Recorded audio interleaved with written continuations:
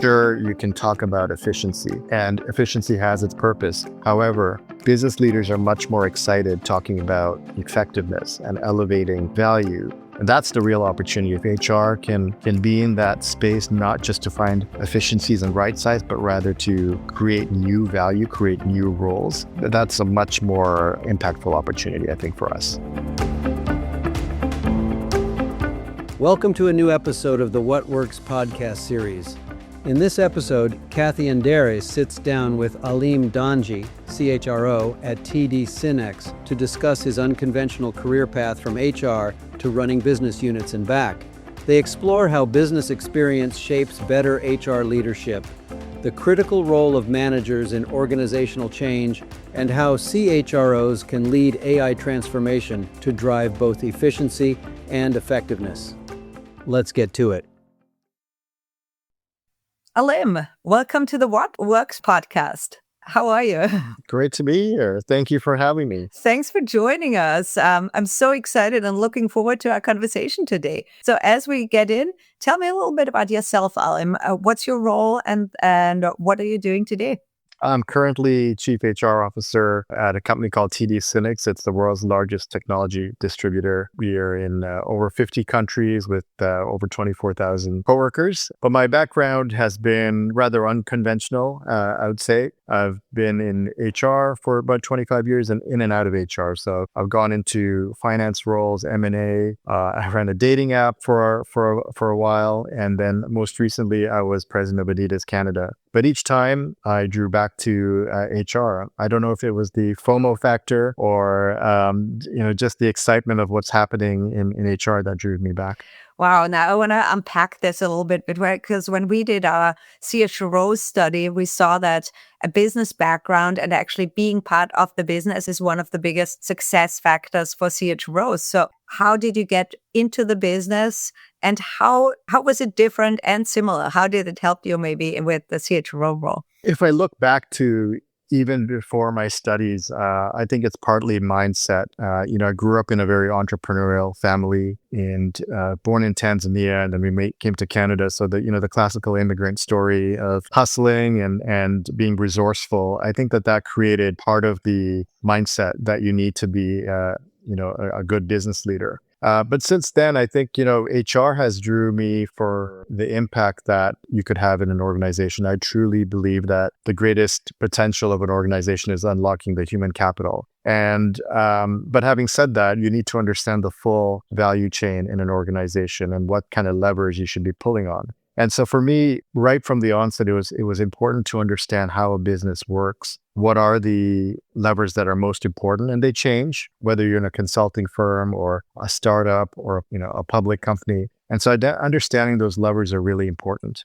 So I always had a growth mindset and a really deep curiosity, figuring out how the business works and where the opportunities are. I think that is really important. I've also had this sort of thirst for meeting people and understanding different cultures. And that has provided me such a tremendous path throughout the last 25 years of living in so many different countries: Australia, Hong Kong, the UK, Canada, the US, where I am right now. And it's given me a better understanding of how different economies, whether you're in a mature economy or an emerging market, how that shapes the value that you can create and what type of human capital strategies you need. So that's been sort of my mindset. But then ultimately, I get this question asked a lot is, how did you leave HR? And then why do you keep coming back? I don't think that's a punitive thing. People always say, you always broke out of HR. I think it's a privilege, a true privilege to be in HR. But I have to say that when I left HR several times, you get a perspective that makes you a better HR leader.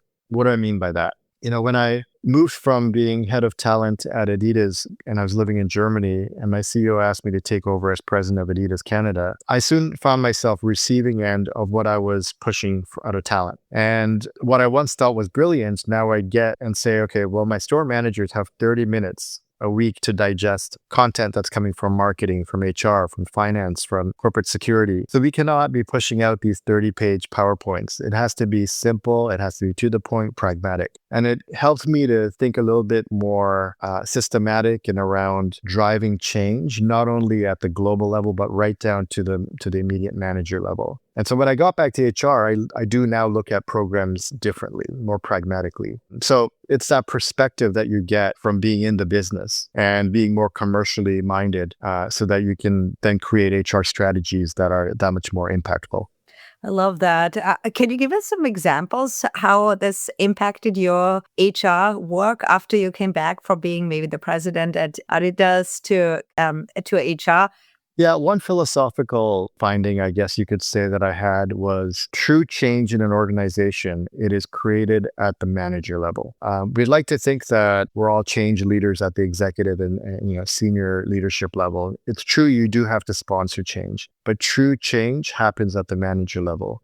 And the influence they have on those teams can be a make it or break it. So I've held strong to this belief that the most important role in the organization and the most difficult role of the organization is actually a people manager role. You think about what's happened in the world over the last 5 years, the tables have been turned, right? There's lots of important work around social justice, the future of work, how people show up at the office. We're still living in turbulent times, economic uncertainty, there are wars, etc.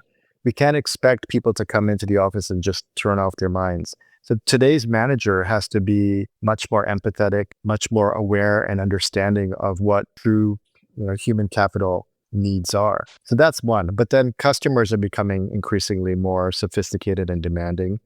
And in this quest for operational excellence and change, be it AI or other factors, leaders are asking managers to show up differently as well.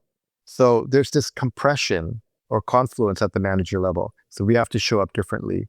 And so that finding to me has really created a difference around what type of investments we need to be putting in place for our people managers, and making sure that we're investing in the capabilities that they need in order to do their jobs. So at TD Synnex, we pride ourselves of being servant leaders, for example, and we're doubling down on the role of learning, because if we invest in a more capable and a more future-focused people manager, the dividends for our broader culture, our coworkers, and our vendors and partners who we service externally, and ultimately our shareholders are, that kind of investment is very clear. So I would say learning is a critical component of what we're focusing on now as one example.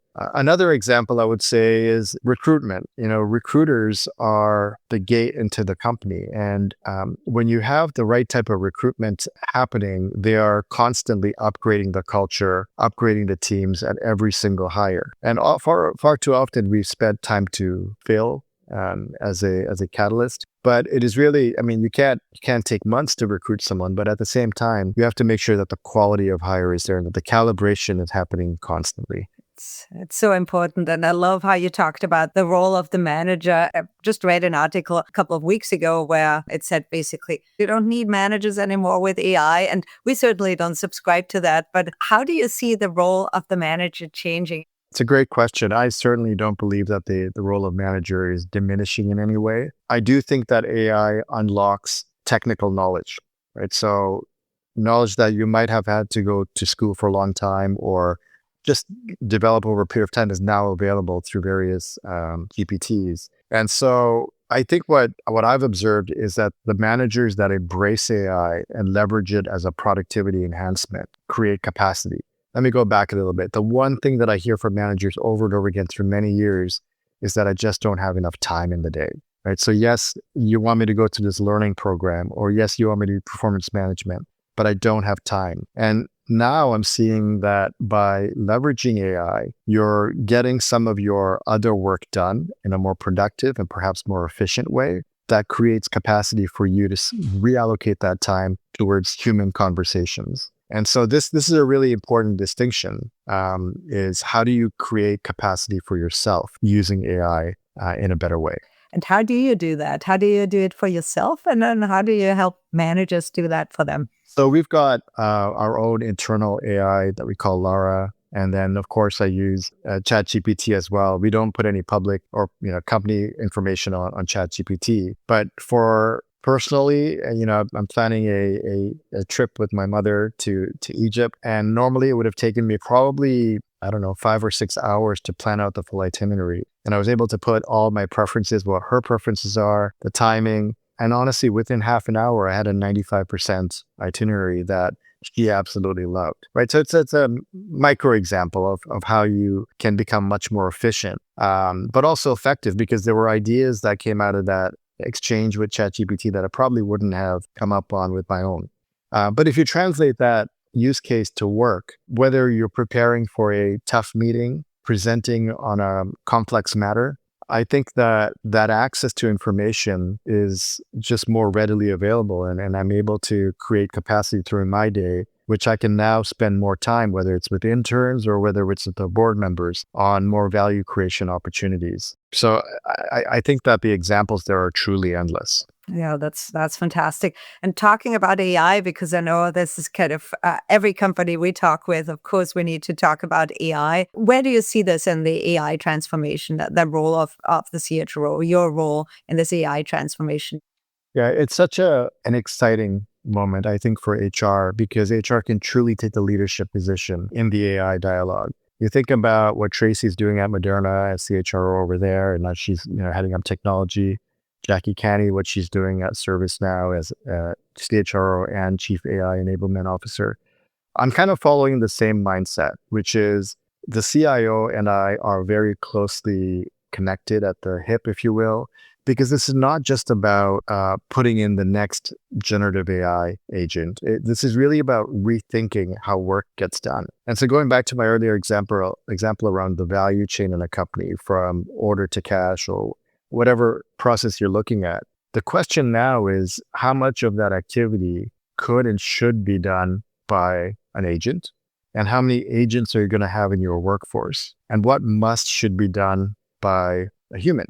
Sometimes work can be done by an agent, but you may make a strategic decision for that not to, because you want to maintain the personal relationship that today, based on current agents, you think a human might be doing better. A good example is recruitment. You certainly have use cases there where an agent can complete the entire recruitment task from front to end. But we believe that we're going to optimize our recruitment capability through AI, but we do want to have a human conversation in that process. We don't want to completely go to high tech. So I think this is about making the right strategic choices that are commensurate to the strategic plan of the organization. And I believe that these choices, these trade-offs are going to become increasingly more important because they define competitive advantage for a company. So you can't just do it as a CIO. You can't just do it as a CHRO. I think you've got to have a strong relationship with the both. And then ultimately it's a CEO discussion as well. And then I spent a lot of time with my CEO talking through how we were reimagining work in the age of AI.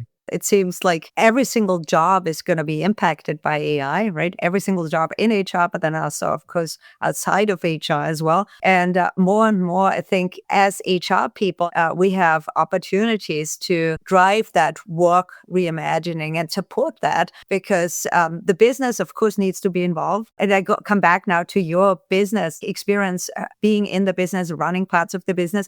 Did that help you? Is that one of the things where your business background really helps you on that? Absolutely. There was a leader that once explained to me the difference with corporate people, corporate functions being in the business versus on the business. And it's interesting because when it's on the business, it feels heavy. It feels compliance driven. It feels bureaucratic sometimes. And when you're in the business, you share the pain and the pleasure of creating impact. And so I believe, whether it was a startup experience or the dating app or working in Adidas in the P&L role, I have this thirst of being in the business and understanding where do we re-engineer, where do we need to be high tech, where do we need to be high touch so that we can execute the company agenda. It's not the HR agenda exclusively. It is about how do we create value for the business that's sustainable and impactful. And, traditionally HR would look at operating models. We look at organizational structures. I think we'll still do that, but we're going to likely migrate much more towards redesigning work. Because if you have that person in marketing today that is using ChatGPT or another AI tool to automate the RFP process, all of a sudden they're going to find themselves 20 to 30% of more capacity. Now, are they going to raise their hand and say, are they going to move to part-time work, or should they be taking on something different? Or these are all the conversations I need to have. But HR is a unique position because we're able to engage in those discussions in a psychologically safe manner and understand how do you redeploy capacity so that it better supports the organizational strategy. What I found is that, sure, you can talk about efficiency, and efficiency has its purpose. However, business leaders are much more excited talking about effectiveness and elevating value because you can't chase your way to the bottom line. You've got to grow the value and innovate. And that's the real opportunity. If HR can be in that space, not just to find efficiencies and right size, but rather to create new value, create new roles, that's a much more impactful opportunity, I think, for us. I love what you just said about efficiency and effectiveness, because we actually have this 4E model of AI in HR impact, where we talk about efficiency, employee experience, effectiveness, and overall employee productivity. And AI in HR certainly can impact all four of them. I want to double back about your international experience, because you said you lived in all these different countries or places. How has that helped you to become a better CHRO, a better HR person? I think at the highest level, it's sharpened my appreciation for difference and inclusion. I know that's sometimes at the opposite end, but inclusion is important, but difference also helps you understand where there's different levels of creativity and where being different gives you competitive advantage. And so, when I lived in Asia, for example, Hong Kong, the way that they approach work, it's hyper competitive. And during that era, I was able to learn a lot more about how business gets done in that part of the world and bring those practices back to the Western part. And it creates more competitive advantage. So one is be inclusive, understanding the value of where difference can help. Number three, I think it's being relatable as a leader. So if you're leading a global organization and you're only approaching it from one mindset, whether it's a mature market or not, because I've spent time in Asia, I can understand what the coworkers in India are going through, what type of opportunities and pace of growth they're going to. Our CAGR in India is in the high double digits. And so what they need in terms of support and resources is quite different than a mature market. You can be an armchair CHRO, and I'm not saying that you can be ineffective, but I think you're going to be even more effective when you get out there. And yes, not everyone has the opportunity to live in so many countries. I understand that. But even in my role now, I am out at least every month to a different part of the world, whether it's in a different part of the US or I'm in Singapore in a couple of weeks. I'm going to be in the UK at the end of the month. It just gives you an appreciation of the local economics, the labor supply, what the socioeconomic opportunities are. And you have conversations with your team that you just cannot have, virtually all the time. You have this really great background of both having worked in HR, but then in different parts of the business, right? And also have this background of international experience too. All of these are actually factors that we saw in our studies as well, CHRO effectiveness. So to wrap it up, I'd love to ask you, what's your advice for first the CEOs, people who want to become CHROs someday, so HR leaders who aspire maybe to the CHRO role, and to people who are CHROs today? What is your one sentence of advice to these three different groups? I would say continue learning. I think I know that sounds a bit pedantic, but the reality is that there's so much changing, whether it's in technology, whether it's in the markets, and some of these things that are happening in the world, there's no template for it. So you have to keep learning and surround yourself with people that you can learn from. I meet up with CHROs regularly to understand what they've gone through, and that's really important. But I actually think that it is now the era where CHROs become CEOs. And I think we've got such a tremendous opportunity to guide organizations in this new era of AI, and it's all about change and leadership. And when you think about Lena Nair, who went from Unilever to Chanel, and what Chanel has gone through over the last 3 years, she's at the top of her game. And it's so exciting to see that. There are a number of people I can point to. So I think business acumen and really knowing how your value chain works and financial acumen will differentiate people for sure. It's so interesting that you said your CEO at Adidas sent you from being a CHRO to running as a president, the Canadian business. How how does that mindset shift? That maybe what can HR people do if their CEO or their business leaders don't think of HR that way?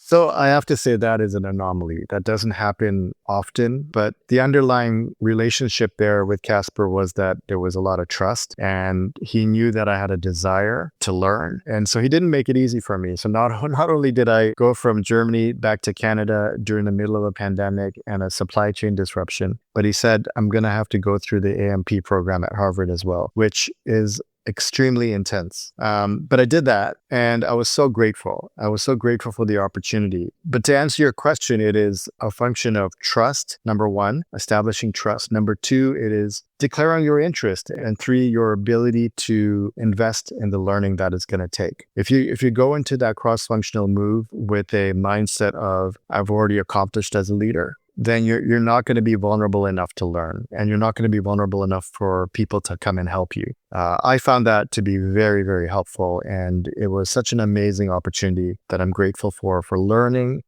but also sharpening my ability as a leader. Wow. I love that. I love that. So I know we could talk probably for another few hours, Alim, but I want to let you go. Thank you so much for joining us. We covered so much ground. I really appreciate learning from you and with you on our What Works podcast. So thank you. Thank you for having me. It's been a wonderful conversation.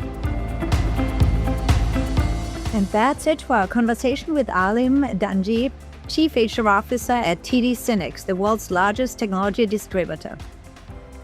What struck me about our conversation was Alim's insight that true change in an organization happens at the manager level. This reinforces what we are seeing in our research. The most successful CHROs understand that while executives sponsor change, it's those frontline managers who make it a reality. We call them super managers.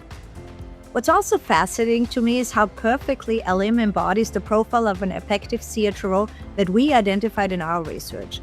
His business experience, moving in and out of HR roles, running P&L as a president at Adidas Canada, even launching a dating app, combined with his extensive international background living and working across multiple continents, mirrors exactly what our CHRO study found.